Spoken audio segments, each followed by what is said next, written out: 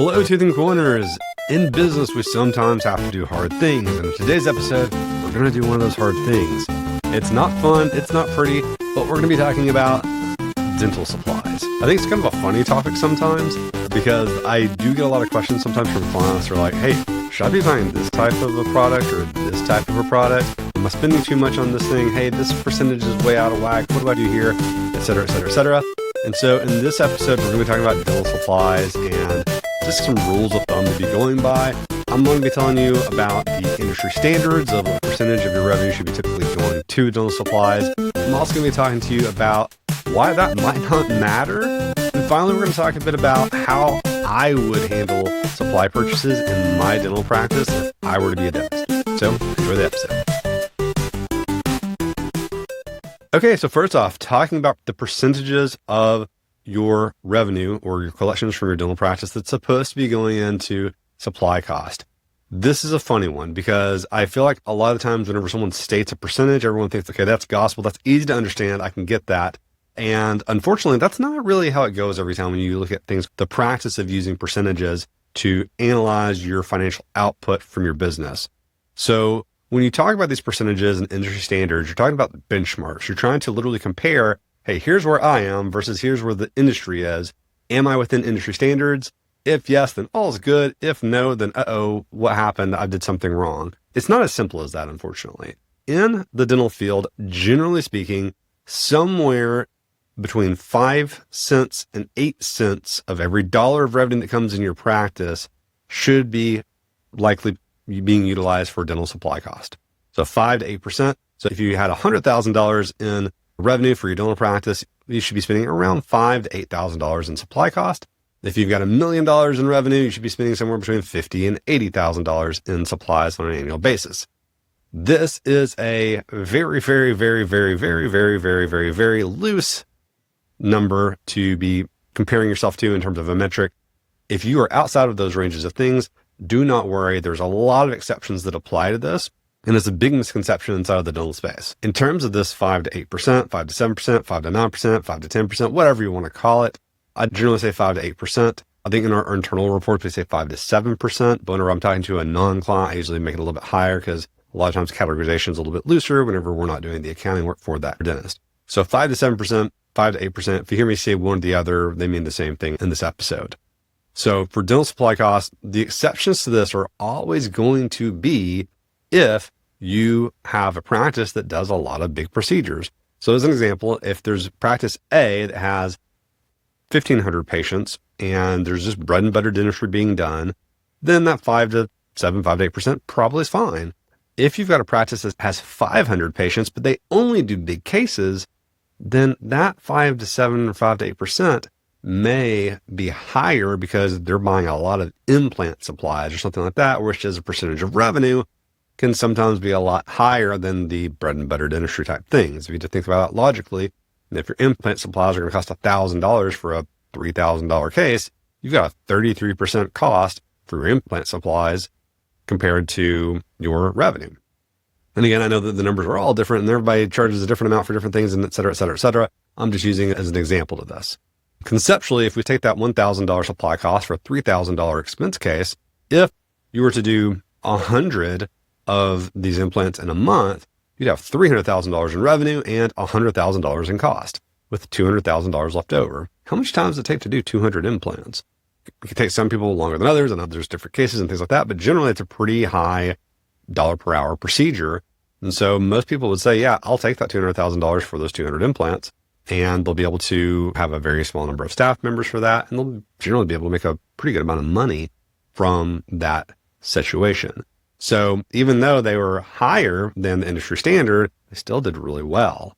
And so that's one of the examples of whenever it doesn't really make sense if you go on the high end. And sometimes it's on the low end. And sometimes if you think, hey, I'm only spending 3% on dental supplies and I'm doing way better than industry standard, I must be knocking it out of the park. Even though that's technically supposed to be better than industry standard, the question is always, is this to the benefit of the patient? Are we skimping on supplies? Are we not getting the quality? Are we trying to get lower quality products to be able to give to our patients? I'm not saying that is the case. I'm saying that's the question that should be asked whenever that comes up. So just because the number is lower than the industry standard doesn't mean it's necessarily a better thing. from a business standpoint or from a patient care standpoint. So anyway, so that's the reason those numbers are not always just a perfect thing. The other thing that comes into play when it comes to the percentages is what phase of your business are you in? I can tell you, if you're a startup dental practice that has no revenue or no patients coming through, your supply costs are going to be a lot higher than 7% of revenue because you have to just stock up on supplies whenever you start the business and you don't have patients coming in yet. And so you're going to be able to use those supplies over a long period of time. And so your supply cost might be 20, 30% on the first month or 2 months or 3 months or even maybe 6 months of your practice because you're building up to getting to the point where you have everything that you need. And the initial cost is higher than the revenue that's generated from that piece of the puzzle. Lastly, the other thing, this is a little bit of a nuance, but like timing difference. In other words, like if you have a big supply purchase order for this month that may be for procedures for next month, and then you don't get paid for those procedures until the month after that, that makes that percentage be a little bit odd to look at on a monthly standpoint. Or conversely, you did the service that you bought the supplies today and you got the revenue from today and you got them to pay you today, but you don't pay that bill until a month later, or maybe even 2 months later. Maybe it's April 30th, like today is. And that invoice doesn't get triggered until May 1st tomorrow. And then you don't pay it until your May invoice that's due the 20th of June from that supply rep, right? Or whatever supply company, whatever it may be. That makes those percentages not really be logical sometimes when those things happen. So there's a lot of caveats to benchmarking. It is a good metric to look at. I tell people that's a symptom of an issue and you need to monitor symptoms. It's not a diagnosis though. The only person who can do a diagnosis is either yourself, your team, or a practice management consultant that's coming in to be able to service those things for you. That's really important to understand in terms of what it means to look at from a supply analysis of how good you're doing of spending money dollar per dollar of supplies that are coming in. So outside of that, the other thing that I like to talk about is once we're saying, hey, we're going to try and address the supply issue, let's say that you do feel like you're spending more than what you need to on your supply cost. I want to give you a few just really kind of logical ways of doing a budget. So a budget is by definition something that you're presetting as, hey, I'm not going to spend more than this amount in this month on this thing. And it could be for supplies. This is a flawed thing, and I don't love this process, but some clients have enjoyed it, especially when you're delegating this to a different team member to do the purchases for you. So what you do is you say, hey, what is our average last 3 months of collections? Let's say it's $100,000 a month. Then say, hey, I'm going to have $6,000 in supplies that I'm going to allow my assistant to purchase this month. And you're going to go and you're going to say to them, hey, here's a $6,000 number. Every time you make that supply purchase order, I want you to put however much the purchase was under that $6,000 and subtract it and get the new number. And just say, hey, this is your goal. So there's an old saying, whatever gets measured gets managed. This is an accountability tool to say, hey, this is my expectation of $6,000. I want you to try and figure out how to get this under $6,000. And if it goes below it, it's not end of the world, but this is our target, right? You got to set a path to be able to go in a direction. You got to be able to say, hey, this is where we're going before you look at a map to be able to track your progress on the map to get to the end destination. And that's a very simple way of doing it and set that accountability tool up, as well as if you go underneath that number, you're going to know you went a little bit over budget on it that month. It's a really simple way of doing it and literally just have a piece of paper with $6,000 written down on it. And every time they make a purchase order, have them subtract it and say, at the end of the month, this is how much money we had left over, or this is how much we didn't. That's a surplus. If it's a surplus, you can put it onto the next month's one, because a lot of the times what you want to try and keep from happening in this is that they skimp on buying supplies this month, but next month they actually buy way more. And then that just goes way below. So that doesn't solve anything if you do it that way. So you got to be able to add the surplus to the next month or the deficit to the next month as well to be able to reduce it and be able to do it. And again, that's just a way to set them up to be able to say like a proper expectation. Because if you don't tell anybody, hey, I want you to be frugal with the purchases that you're buying, they're probably not going to. They're just going to buy as needed and things are going to go out the door. So that's a simple way to do a budget inside of a practice. If you're doing it yourself, it's the exact same thing. You just write that number down for yourself. And every time you go make a supply purchase order, you go and you subtract that number from that and you just keep up with it and go with it in that way. It's a simple way of doing it. And I think it's a really effective way of doing it. The thing that you want to be careful with if you delegate this is you want to be careful to not set that team member up to fail, because if you set them up to fail, then you have to know that person's personality to know if that's going to end up like triggering them in a way to be upset about their performance, because they want to make you happy as the owner or as the boss, but they also want to take care of the patients and they need the supplies for the patients or the team. is that can put them between a rock and a hard place. So that can sometimes cause a little bit of an issue with that, but that's up to you as a manager to be able to understand how to approach those conversations and be able to talk to the team member about those things. So another really good tactic that I tell people to do on supplies purchases, if you tried the budget thing and that just doesn't work for you, instead of like having to have this really complicated spreadsheet of all the prices and doing all these really crazy things, what I tell people to do is to take like the top 5 to 10 purchases that you have every month. So in other words, if you think about it in your head, you can probably come up with 5 to 10 different types of purchases that you typically purchase in a month. And those 5 to 10 things generally are going to be your highest cost things as well. So if you buy the most of them, they probably will be your higher percentage of things. It's kind of the old Pareto principle of there being 80-20. 80% of your supply costs generally are going to come from a very small percentage of your quantity of different types of supplies that you're purchasing.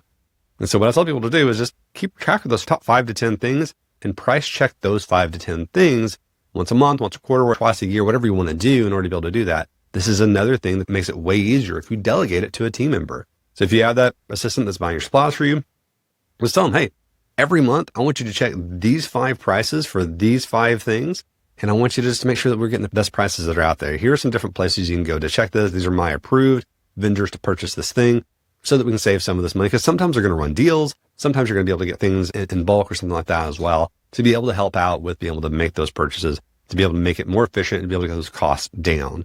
Now, obviously, the larger of a practice you get, the more important this becomes because you have more scale, more purchases, better supply, economies of scale, et cetera. So economy of scale in this example is that if you have $200,000 in purchases a year versus $10,000 in purchases a year, a 1% saving on $200,000 is way more than a 1% saving on $10,000 a year.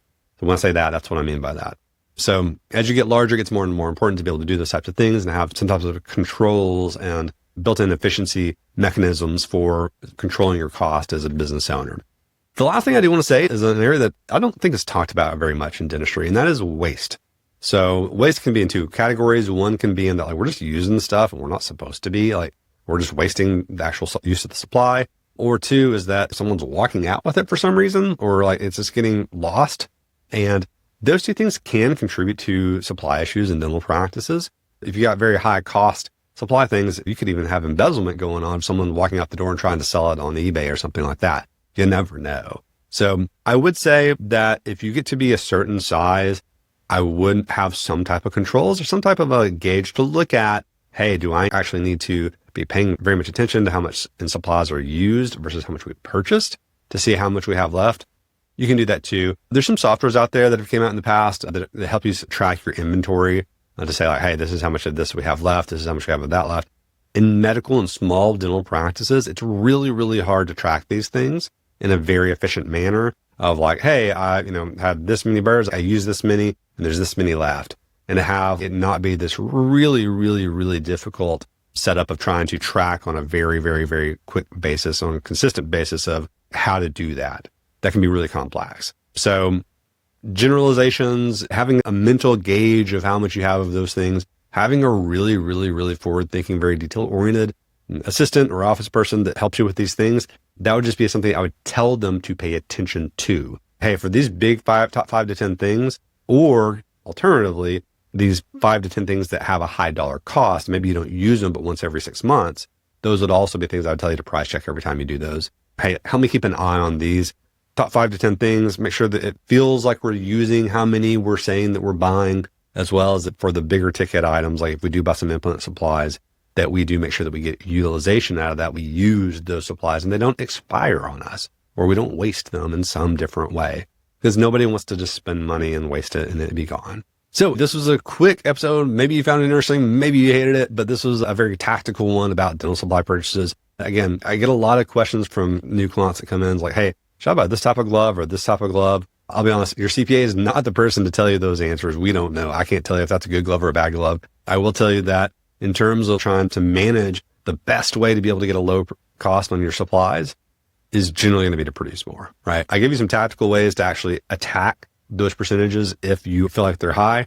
But a lot of the times, if you can produce more, generally that production is going to outweigh the cost associated with those supplies. So the last thing I'll leave you with is whatever you do, just like I said with the implant supply cost and the implant revenue that comes across from that, and this is a silly thing that it does happen, is that some people will say, hey, I put that $6,000 on the board and I was going to do 3 implants on somebody and they were going to charge $3,000, but that was going to take us to the negative. So my assistant did not buy that and we did not do that service. So yeah, I got in budget for my supply cost, but as stated in this episode, that was a mistake. You wanted to go below budget on that because that $3,000 in supply cost would have got you a good amount of net revenue, which would have had a healthy profit margin for your time. So benchmarking is effective. It is simple. It is a way to be able to keep track of things, but don't get so bogged down in like, hey, this supply versus that supply. Oh, I can't go over budget, because that can sometimes end up costing you more money than it does saving you in the long run.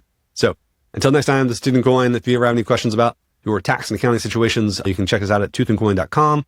And until next time, see you later.